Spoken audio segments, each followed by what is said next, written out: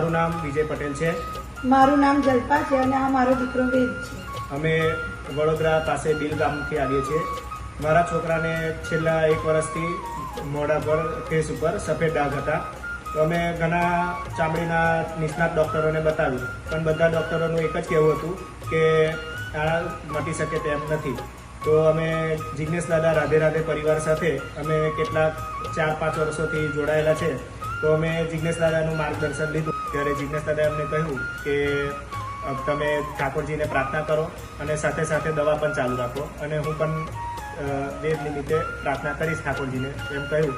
તો અમને 6 મહિનાની અંદર મારા છોકરાના જે સફેદ ડાઘ હતા ફેસ ઉપર એ બધા ક્લિયર થઈ જાય એકદમ. અત્યારે જરા પણ એના શરીર પર કે કોઈ પણ ભાગ પર અત્યારે સફેદ ડાઘ નથી.